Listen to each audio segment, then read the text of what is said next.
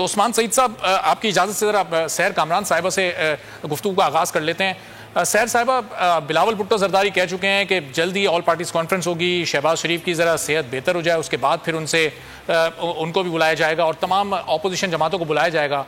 कब तक मुतवक्किल है ये ऑल पार्टीज़ कॉन्फ्रेंस?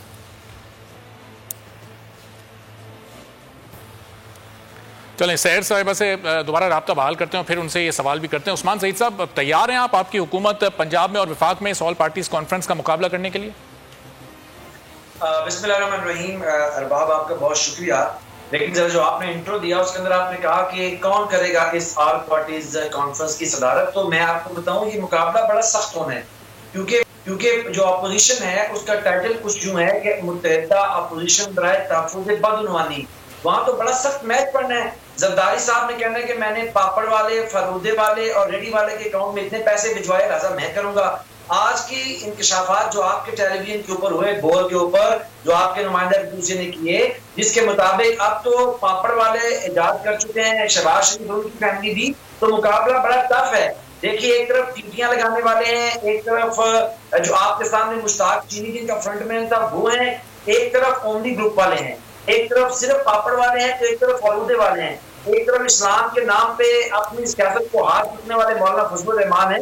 तो मुकाबला बड़ा टफ होगा। इनको दिखाना पड़ेगा कि किसने कितनी बड़ी जायदाद बनाई है, वो करेगा इसकी सदारत। बाकी जहां तक गवर्नमेंट की बात है, ये मैं आपको लिख दूं, क्योंकि बागमती के कुंबे के पास जिसका नाम मुत्तहिदा अपोजिशन बराए तहफ़्फ़ुज़ बदउनवानी है, कोई एजेंडा नहीं है। मास वाइज के इनसे इंतसाब का ना पूछा जाए, मनी ट्रेल ना मांगी जाए, और पापड़ वाले और फरूदे वाले के साथ मिलकर जो कौम के मुस्तकबिल का ये फरूदा निकाल चुके हैं उसका सवाल ना किया जाए। इसके अलावा इनके पास कोई एजेंडा नहीं है। लिहाजा खंजर उठेगी ना तलवार, इनसे ये बाजू मेरे आजमाए हुए हैं, इनसे कुछ नहीं होगा। बल्कि एक पिछली दफा जो मौलाना फजलुर रहमान के कंटेनर के ऊपर सारे के सारे चढ़ के सेल्फियां लेते रहे और बेचारे हाथ चाट के वापस उतरे। अगर ये कहें तो हम इनको कंटेनर की हुकूमत। चलें, अब उस्मान साहब, इनके इरादे क्या हैं और क्या इनका एजेंडा है, कब तक ये ऑल पार्टीज कॉन्फ्रेंस हो सकती है? सैर कामरान साहिबा को भी जरा गुफ्तगू में शामिल कर लेते हैं। सैर साहिबा, बिलावल भुट्टो जरदारी इंतजार कर रहे हैं कि शहबाज शरीफ सेहतियाब हो जाएं, उसके बाद ही फिर ये ऑल पार्टीज कॉन्फ्रेंस होगी। इसकी क़यादत कौन करेगा? शहबाज शरीफ साहब करेंगे, बिलावल भुट्टो जरदारी करेंगे, आसिफ अली जरदारी भी ज़ाहिर है इस वक्त बीमार हैं, वो करेंगे? क्या इत्तलात हैं आपके पास? बिस्मिल्लाहिर्रहमानिर्रहीम। देखिए, जब ऑल पार्टीज कॉन्फ्रेंस हो जाएगी तो आपको भी पता लग जाएगा कि क़यादत कौन करेगा। तो मैं समझती हूँ कि इस सिलसिले में बजाय ये कि ऐसी चीज़ के लिए बहस की जाए जो अभी होने वाली है, मैं कहती हूँ हम उस पर क्यों नहीं तवज्जो दें जो आज हो रहा है। यानी मैं तो ये पूछना चाहूँगी कि ये जो इतना नुकसान मुल्क को पहुँचा है, इसका कोई हिसाब किताब देगा? यानी आपने कौमी एयरलाइन को ही नहीं, आपने मुल्क के क्रेडिबिलिटी को, आपने एक ट्रस्ट को नेशनल और माली तौर पर इतना ज्यादा नुकसान पहुंचाया है, उसका कोई जिम्मेदारी कबूल करेगा? उसकी कोई अकाउंटेबिलिटी होगी? देखिए, ऑल पार्टीज कॉन्फ्रेंस तो नागुज़ीर है। इसलिए नागुज़ीर है कि जितनी तबाही ये तब्दीली सरकार जो है वो पहुंचा चुकी है मुल्क को, अब इससे ज्यादा बर्दाश्त नहीं किया जा सकता। अब अगर लीडर ऑफ अपोजिशन बीमार है तो आपको पता है पीपल्स पार्टी तो हमेशा मुशावरत के साथ आगे बढ़ती है, लेकिन ऐसी बात नहीं है। आपको डेली रिमाइंड करा रहे हैं बिलावल भुट्टो जरदारी साहब कि उन्होंने कुछ सवालात पूछे हैं, उन सवालात का जवाब दें। जब सवालात पूछते हैं तो जवाब आता है एहसानुल्लाह एहसान का। एहसानुल्लाह एहसान जो है वो धमकी में ट्वीट करता है और उसके बाद वो अकाउंट अपने दोबारा बनाता है। मुझे ये बताएं कि जो दहशतगर्दी अब दोबारा और ये दोबारा जो है दहशतगर्दों की सरपरस्ती चल रही है, इसका भी कोई जवाब देगा? ये जो इतना नुकसान पहुंचा है इनकी नालायकी से। लेकिन सैर साहब, ये सवालात तो उन्होंने प्रेस कॉन्फ्रेंस में पूछे हैं ना, वो कौमी असेंबली में सवालात पूछते, वहीं पर जवाबात भी आते। इस तरह के सवालात तो हुकूमत के लोग भी वहां पर पूछते हैं अक्सर। मुराद सईद और दीगर लोग जब खिताब करते हैं वो भी बहुत सारे सवालात पूछते हैं कौमी असेंबली में, लेकिन उसके भी जवाबात नहीं मिलते। देखिए, बात यह है कि मुराद सईद तो इन्होंने जो है वो एक रखा हुआ है, मैं समझती हूँ कि एंटरटेनमेंट फीचर ना। अब वो भी जो होता है ना, जो आप स्टेज शो, वो भी थर्ड क्लास वाले, उनका जो किरदार होता है ज्यादा फर्क उसमें नहीं है। तो उसके बारे में तो मैं इसलिए तबसरा नहीं करती क्योंकि वो इन्होंने सिर्फ इसलिए रखा हुआ है कि वो जो पार्लियामेंट का जो एक माहौल है उसको खराब कर सकें और उसको गैर संजीदा कर सकें। वजीर आजम जो है उनका नाम तो मिसाल के तौर पर ले लिया। अली जैदी ने भी ट्वीट किया कि बिलावल भुट्टो जरदारी एक कागज के पुर्जे के जरिए वसीयत दिखाकर वो बन गए। उन्होंने कहा कि उस वसीयत की तस्दीक होनी चाहिए, वो सामने आनी चाहिए। तो सवालात तो तमाम ही हुकूमती वज़रा आपकी जमात से और PMLN से भी पूछ रहे हो। हमारी पार्टी का मसला है ना कि हमारी पार्टी किसको अपना कायद तस्लीम करती है। इसमें अली जैदी को क्या प्रॉब्लम है? अगर पार्टी के अंदर किसी को उस वसीयत पर या क़यादत पर एतराज होता तो पार्टी के अंदर से आवाजें आती ना। अली जैदी तो ये बताएं कि पोर्ट के ऊपर जो टॉक्सिक गैस थी वो कैसे फैली थी, जो 14 अफराद में हलाक हुए थे, जो सैकड़ों जो है वो उससे मुतासिर हुए थे, उसकी इंक्वायरी रिपोर्ट क्या है? अली जैदी तो इस बात का जवाब दे कि जब आपके ऑयल टर्मिनल में ऑयल मौजूद था तो मार्केट से गायब क्यों किया, ये साजिश क्या थी, ये काला बाजारी क्यों हुई? देखिए सवाल तो बहुत सारे बनते हैं। अली जैदी के स्टंट्स आप भूल गए? वो जो है पिछली दफा आपको नजर आया था, सफाई महम भी थी। अली जैदी को ये देखिए मसला ये है कि हुकूमत चल रही है सिर्फ स्टंट्स पे, ये हुकूमत चल रही है सिर्फ जो है वो मीडिया स्ट्रेटजी पे, लेकिन हम तो उसकी बात कर रहे हैं, सबसे सवाल उठा रहे हैं। आप मुझे बताएं कि क्या इनके इस बयान की वजह से जो आज सिविल एविएशन का कुछ और है, इनके वजीर का endorse by the prime minister, उसके जो नुकसानात हैं वो हुए हैं या नहीं हुए? आप मुझे बताएं एज अ पाकिस्तानी आपको अफसोस होता है या नहीं होता? आप मुझे ये बताएं कि आपकी कौमी एयरलाइन तबाह हुई है या नहीं हुई है? आप ये बताएं कि आपको दूसरे मुल्कों से कंसर्न लेटर्स और रूट की रिस्ट्रिक्शन आई है या नहीं आई है? आप ये बताएं कि आपके पायलट ह्यूमिलेटेड हुए हैं या नहीं हुए? आप ये बताएं कि उनकी जॉब गई है या नहीं गई है? अभी मैं देख रही थी वो क्या नाम है, आलिया मलिक, हम उनको किसी ने पर्चा दिया था, वो पर्चा पढ़ के बता रही थी एक प्रोग्राम के अंदर के जो है मुझे के जो इससे जो है कुछ कोई जगहसाई नहीं हुई। और दूसरा वो ये बता रही थी कि हमें तो पता है कि जो हमारा क्रू है वो स्मगलर है, वो नारकोटिक, सोना और करेंसी का स्मगलिंग करता है। तो ये है, पहले था जाली माफिया, अब है स्मगलिंग। चलो अब ये सवाल जो आपने उठाए इसका जवाब बसरा साहब से लेते हैं, लेकिन रुमीना साहिबा को भी जरा गुफ्तगू में शामिल कर लेते हैं। जी जल्दी से। बहुत इंपॉर्टेंट बात, असल जो जाली है, असल जाली है इनका मैंडेट, असल जाली है इनकी काबीना, असल जाली है इसी वजह से इनकी जो जाली काम है, इनका जो जाली मैंडेट है, उसकी वजह से जो सफर कर रहा है वो पाकिस्तान और पाकिस्तान के अवाम कर रहे हैं। तो असल जो जाली है वो इनका मैंडेट है, इनकी काबीना जाली है, इनके वजीर आजम जाली है, इनके वुज़रा जाली है। लेकिन सैर साहिबा, उसी कौमी असम्बली में आप लोग भी तो बैठे हैं, वहीं पर MNA की जो सीट्स हैं मेंबर कौमी असम्बली, फिर क्या वो भी जाली हैं? देखिए बात ये है, हम तो वोट लेके गए ना, हमारे पास जो, लेकिन जिनको मैंडेट हाथ में रख के गया है, ये हम नहीं कहते। आप मुझे बताएं, आप स्पीकर पंजाब असेंबली का बयान देख लें, आप इनके अपने बयान देख लें जो ये खुद बताते हैं। मैं तो ये एक लफ्ज भी बाहर, आप उस्मा कारदार को भी इन्होंने हटा दिया, अब उनकी जो लीक वीडियो थी आप वो देख लें, इनके अपने बयान जो इनके अपने अंदर से आते हैं आप उनको देख लें, जो इनके इत्तेहादी कहते हैं उनको देख लें।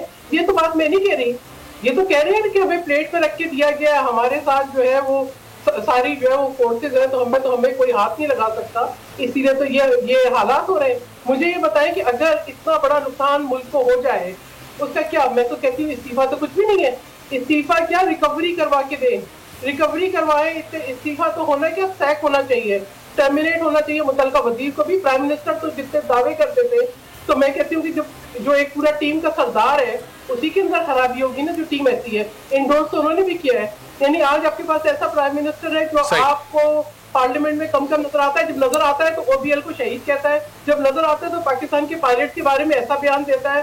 यानी आप मुझे बताएं कि इससे अगर आप मुझे कह दें कि कोई नुकसान नहीं हुआ, मैं अपने अल्फाज आपको दे दूंगी, अगर नुकसान हुआ है तो कुछ तो जाली है ना।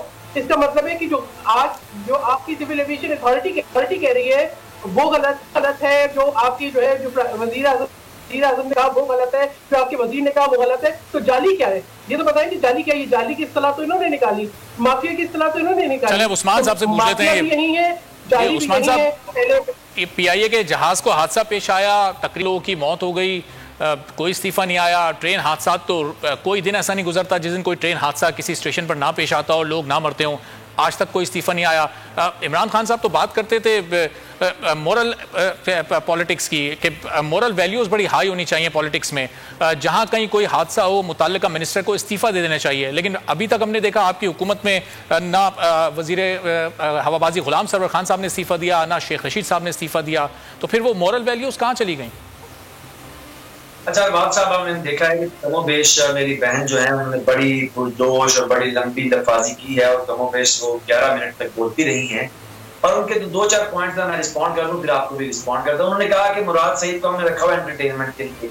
आप खुदा को हाजिर नाज़र जान के अभी के अभी एक तरफ इनके चेयरमैन की कोई भी प्रेस कॉन्फ्रेंस असेंबली की तकरीर लगा लें, एक तरफ मुराद सईद के लगा लें, लोग खुद फैसला करेंगे कि एंटरटेनिंग स्टफ कौन सा है, वो दरमियाने लहजे वाला एंटरटेनमेंट स्टफ है या मर्दाना लहजे वाला एंटरटेनमेंट स्टफ है। ये सबको समझ आ जाएगी कि असल में एंटरटेनमेंट की गलीज बातें मत करें। फिर मैं बात करूंगी कि आपके प्राइम मिनिस्टर पे, फिर मैं उसके बारे कंडक्ट में बात करूंगी, फिर मैं बताऊंगी कि उस्मान साहब जो अंदाजे बयां उसको रहने दीजिए, जो कंटेंट है उस पर बात कर लीजिए कि वो बात क्या करते हैं। आप बताइए, आप आदमी है कि औरत है? आप बताइए, आपका नानापन क्या है? शर्म करें आप जी। सर साहब रुकिएगा, इनको बात करने दीजिए जरा। उस्मान साहब हम तनकीद करने की तनकीद करें जी, तनकीद बेखुदगी मत करें, बेखुदगी बर्दाश्त नहीं होगी। तनकीद हो सकती है। कल आपके ऊपर बात उठाए कि आप जी। सर साहब रुकिएगा जरा, उनको बात करने दें जरा। उस्मान साहब अंदाजे बयां को छोड़ दें, कौन किस तरह बात करता है, कौन क्या कहता है, ये इंपॉर्टेंट है। जो वो बात करते हैं क्या वो गलत है? देखिए बात कर रहे हैं ये ऐसा ये मर्दाना है, वो एंटरटेनमेंट है। जी सैर साहब रुकिए तो जरा, सैर साहब आपकी तरफ भी मैं आता हूं, जरा उनको बात करने दें। देखिए बात या तो जी उस्मान साहब करवा लें तो शोर होता रहेगा। मैं बोलूं और बात भैया देखें चलें। जी अब आप बात करें उस्मान साहब, अपना पॉइंट बताएं। जाहिर है कौन किस तरह बात करता है उसको रहने दें, कौन क्या कहता है इस बारे में आप बात करें। मैं बता रही हूँ, पहले माजरत करेंगे। इन्होंने घटिया बात की है, बेहुदा बात की है। आपको का जवाब देना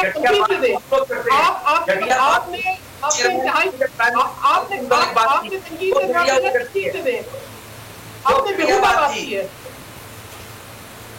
आप इनको उस्मान साहब चलें, अगर आप अपने वो अल्फाज वापस लेना चाहें तो बता दें। मैं बिल्कुल अपने अल्फाज जो उस दिन बिलावल ने प्राइम मिनिस्टर के भारत के मुतल्लिक की, वो घटिया गुफ्तगू है। मैं ये कह रहा हूँ कि आप दोनों की तकरीर लगा लें। ये अपनी दाढ़ी को क्यों खुजाते हैं? प्राइम मिनिस्टर के वालिद साहब क्या करप्शन पे मुअत्तल हुए थे या नहीं हुए थे? आप तारीफ नहीं कर सकते। जो तकरीर है, जो प्रेस कॉन्फ्रेंस है, उस पर जरूर बात करें, लेकिन जाहिर है किसी की शख्सियत को, किसी की जात को, किसी के अंदाज को निशाना ना बनाएं। वो क्या कहते हैं, किन मसाइल के बारे में बात करते हैं, सही तनकीद करते हैं, गलत तनकीद करते हैं, इस बारे में बात करें। देखिए सर साहब उनको बात तो करने बड़े ईमानदार थे। आप भी बोले कि क्या था? आपके शोर डालने से बिलावल भुट्टो जरदारी ने कोई बड़ी चीज नहीं बन जाना। मेरी बात सुने अब तामुल से। मुझे पता है मेरे शोर डालने से आपके दिमाग का जो बेहुदापन है वो नहीं निकलेगा। सोच आपकी वही रहेगी, पत्ती आपकी वैसी रहेगी, मुझे पता है।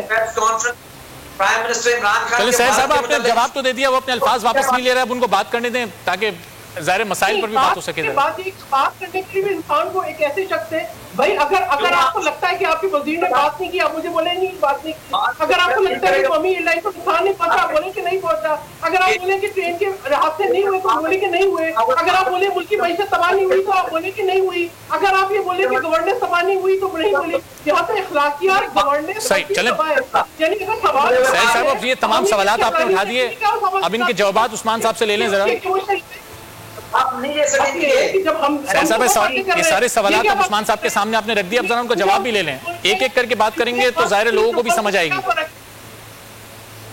लोगों को क्या समझ जी उस्मान साहब, इनकी गुफ्तगू में इतनी पक्की है। तो सर साहब ये फैसला लोगों को करने दें, आप इनको गुफ्तगू तो करने दें ताकि लोग इनकी गुफ्तगू से भी जो समझना है वो समझ लें। जी उस्मान साहब। देखिए अरबाब, देखिए अगर ये तहम्मुल से मेरी बात को सुनती हैं और उसके अंदर ना इतनी बड़ी बड़ी ये लफाजी करें। मैंने कहा कि आप दोनों स्क्रीन की तरफ से, मैं उनके लहजे को क्रिटिसाइज नहीं कर रहा हूं, मैं उस कंटेंट को क्रिटिसाइज कर रहा हूं कि एक आदमी प्राइम मिनिस्टर के वालिद को जो दुनिया से चले गए हैं, एक प्रेस कॉन्फ्रेंस में बैठ के एक पार्टी का चेयरमैन है, इतनी लगाव गुफ्तगू करता है। मैं तो उसकी बात कर रहा था कि दुनिया देखेगी कि हंसेगी कि कौन असल के अंदर एंटरटेनिंग है और कौन असल के अंदर संजीदा आदमी है। लेकिन असल में क्योंकि इनके हाथ थोड़ा मसला ये है कि चोर को जो अपनी दाढ़ी में तिनका ज्यादा नजर आता है, क्योंकि इनको मसला है इसलिए ये भड़क उठते हैं। इतनी गुफ्तगू इन्होंने लगव की प्राइम मिनिस्टर के वालिद के मुतालिक इनके चेयरमैन ने, इनको उसके ऊपर शर्म नहीं आती, उसके ऊपर नहीं कहते कि इसको हदर करें और अपने चेयरमैन कहेंगे माफी मांगे। एक आदमी जो उनको करप्शन पे नहीं निकाला था, वो असल में काबिल गिरफ्त बात है, काबिल शर्म बात है। जब मेरे वजीर आजम को पार्लियामेंट के फ्लोर पे खड़ा होके इनके चेयरमैन ने गाली दी, तब इनको शर्म नहीं आई, तब इन्होंने नहीं कहा कि उसकी गुफ्तगू को हजफ करें और किस तरह बेशर्म आदमी है। आज मैं कह रहा हूं कि वो एंटरटेनिंग स्टफ है। आज ही कह रही मैं अपने अल्फाज वापस लूं, किसी सूरत में नहीं लूंगा, किसी सूरत में नहीं लूंगा अपने अल्फाज वापस। बात क्यों लेंगे? आपकी तरबियत ऐसी है, आपकी तहजीब ऐसी है, आपको इसी बात के लिए लेकिन उस्मान साहब देखें, यही तो प्रॉब्लम है कि जब आप गवर्नेंस नहीं कर सकते, जब आप मुल्क को तबाही, मुझे बताएं कि एजेंडा क्या है? ये नालायकी है, ना तजुर्बेकारी है, या कि खास जाती मफाद है? ये एजेंडा क्या है कि पूरे पाकिस्तान को तबाह करने के पीछे आपका एजेंडा? उस्मान साहब देखें, उनकी जानिब से वजीर आजम की जात को नहीं निशाना बनाया जाता, वो सिर्फ तनकीद करते हैं इशूज पर, मसाइल पर, आपकी परफॉर्मेंस पर। तो आप भी जवाबन जो उनका कंटेंट है प्रेस कॉन्फ्रेंस का, उस पर तनकीद करें, जात को ना निशाना बनाएं, अंदाजे बयां को छोड़ दें, कौन किस तरह बात करता है, किस तरह नहीं करता, इसको छोड़ दें। वो क्या कह रहे हैं, उन चीजों के आप जवाब दें। अभी मैं जवाब देता हूँ। अरबाज भाई छोड़ें, इनकी ज़हनी सोच तरबियत है कि जिस तरह से इनकी तरबियत हुई है, इनके वालिदैन भी शर्मिंदा होते होंगे इस किस्म की गलत गुफ्तगू करता है। क्या वो काबिल गिरफ्त नहीं है? क्या वो अंदाजे बयान है? जो कंटेंट उस दिन प्राइम मिनिस्टर के वालिद के मुताबिक उस शख्स ने कहा और अगले रोज असेंबली में खड़े होकर प्राइम मिनिस्टर मुझे आप ये बताएं कि प्राइम मिनिस्टर के वालिद करप्शन पर निकाले गए थे या नहीं? आप मुझे बताएं कि प्राइम मिनिस्टर के वालिद करप्शन पर निकाले गए थे या नहीं? आप तारीख को बता दें, आप बताएं कि निकाले गए थे या नहीं, वो करप्ट है या नहीं? मुझे ये बात है करप्शन की, तो प्राइम मिनिस्टर, मैं तो कहती हूँ कि अभी प्राइम मिनिस्टर का ये जो चैरिटी चलता है, इसका भी ऑडिट चलेगा। थोड़ा सा सब्सक्राइब करें और बेल दबाएं ताकि कोई खबर रह न जाए।